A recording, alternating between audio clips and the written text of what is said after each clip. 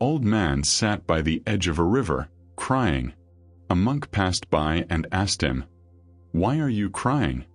The man replied, "I have lost everything." The monk smiled and said, "Perfect. Now you can understand everything." That sentence changed my life. And in the next 15 minutes, I'm going to tell you an ancient Zen story that will transform the way you see every hardship, every failure, every moment of your existence. Because everything, absolutely everything, has meaning. I came across this story during the biggest crisis of my life. What I discovered gave me a peace I had never known before. Stay until the end, because the final chapter contains the secret that even Zen masters keep for their most advanced disciples. In a remote village in China lived an old farmer with his only son. They owned a single horse, their most precious possession. One morning, the horse escaped and disappeared into the mountains. The neighbors rushed over. "What terrible luck! How will you plow your fields now?" The farmer simply replied, "Luck or misfortune, who can say?" The villagers thought he was crazy. How could he remain so calm? 3 days later, the horse returned. But it was not alone. It brought back 12 magnificent wild horses. The neighbors exclaimed, "What incredible luck! You are rich now." The farmer replied again, "Luck or misfortune, who can say? Look at your life right now. How many times have you judged an event as terrible, only to later discover it opened an unexpected door?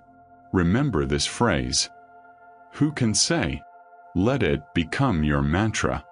The following week, the farmer's son tried to tame one of the wild horses. The animal reared violently. The young man fell and broke his leg in 3 places. The neighbors returned, horrified. "What a disaster! Your only son is injured. Who will help you now?" The farmer, while bandaging his son's leg, murmured, "Luck or misfortune, who can say?" This time, the villagers thought he had truly lost his mind. His son was suffering, immobilized for months. How could he remain so serene? 2 weeks passed. The emperor declared war. Soldiers arrived in the village to forcibly recruit all the young men. It was a brutal war. Almost no one returned alive. All the boys from the village were taken, except one. The farmer's son, with his broken leg, was declared unfit for battle. Mothers cried in the streets. But the farmer and his son remained together, safe. The neighbors came back, this time in silence. They were beginning to understand. Think of that injury, that loss, that rejection you experienced. What if it was exactly what saved you from a far worse fate? What if that no protected you from a destructive path? The story continues. In the same village stood a beautiful Zen temple where the farmer had meditated every morning for 40 years. One stormy night, lightning struck.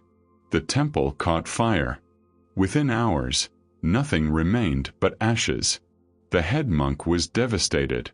40 years of prayers, ancient manuscripts, sacred statues, all gone.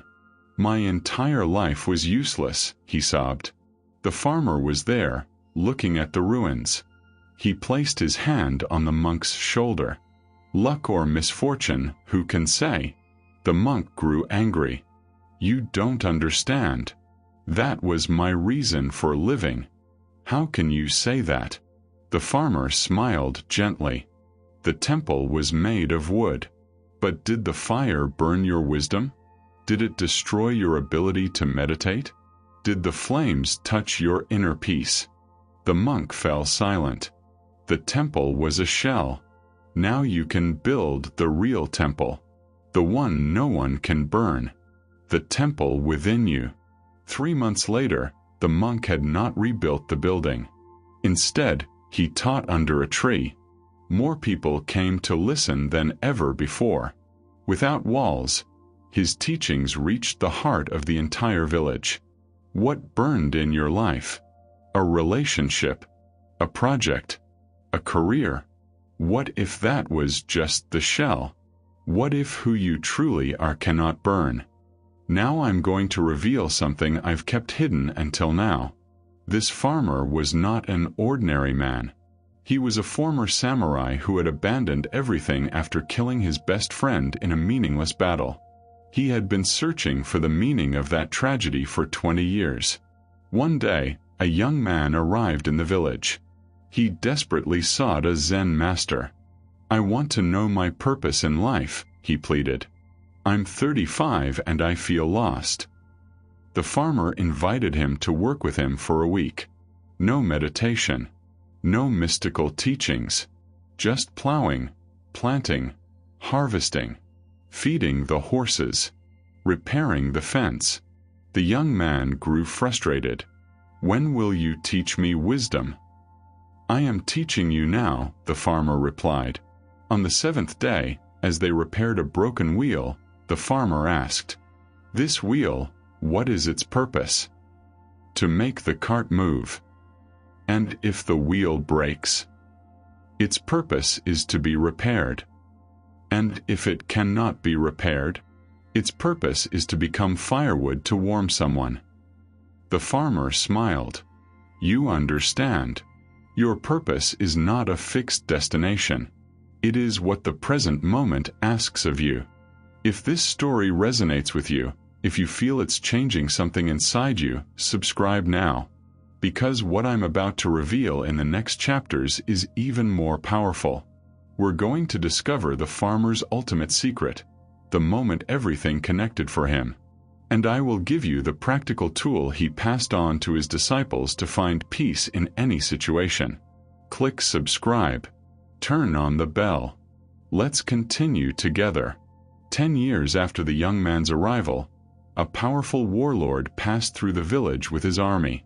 He recognized the farmer. "I know you. You were the most feared warrior in the province. You disappeared after killing your brother in arms. Why did you become a farmer?" The entire village held its breath. The farmer's son was suddenly discovering his father's secret past. The farmer calmly continued planting seeds. "I killed my best friend to protect a corrupt lord. I realized I did not understand the meaning of my actions. I was killing, but I didn't know why.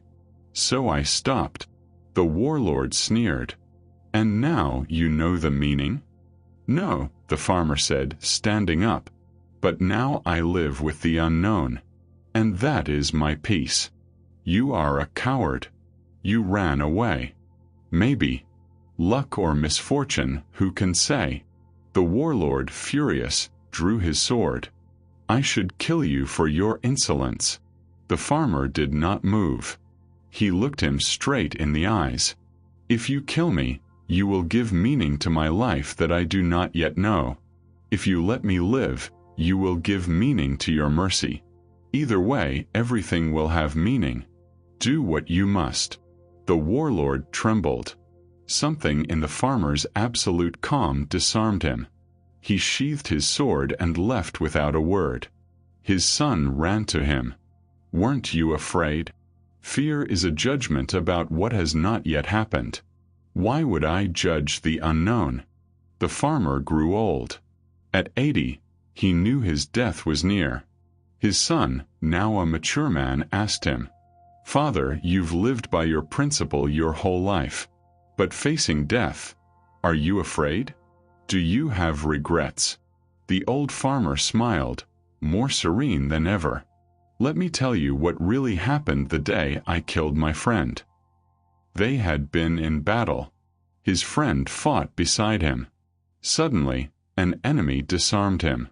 The farmer reacted instinctively. He thrust his sword to protect him. But in the confusion, smoke, and chaos, it was his friend, not the enemy. He had pierced him. Tears ran down the old man's cheeks. "For 20 years, I carried that pain like a curse. Why me? Why him? What horrible meaning did this tragedy have?" "And then," his son asked, "and then I understood. That question itself was my prison. Searching for the meaning of his death prevented me from living. So I let go. I accepted that I might never understand. And that gave you peace? No. It gave me something greater. It gave me the present life. Every day after that, I lived fully, without drowning in the why. And now, facing my own death, I am at peace. Not because I understand, but because I no longer need to understand. His son wept. My son, here is the secret. The meaning of life is not to be found. It is to be lived. The farmer died peacefully 3 days later, a smile on his lips. The entire village came to the funeral. People no one knew arrived from distant provinces. The young man he had taught years earlier had become a respected Zen master. He came and bowed. "He saved me," he said simply. An elderly woman stepped forward. "My husband died in the war, but my son, with his broken leg, stayed. This farmer taught me to be grateful for that fracture. He gave me my son back." A former soldier spoke. "I fought with him 40 years ago. I saw him cry after killing his friend. I thought he was weak.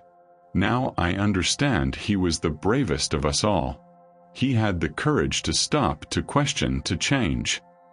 The monk from the rebuilt temple bowed deeply. "He taught me that the true temple never burns." The son suddenly realized something overwhelming. All those trials, the runaway horse, the broken leg, the burned temple, the war, the dead friend, each event had created a ripple. Each ripple had touched lives, hundreds of lives. The meaning was not in the event itself.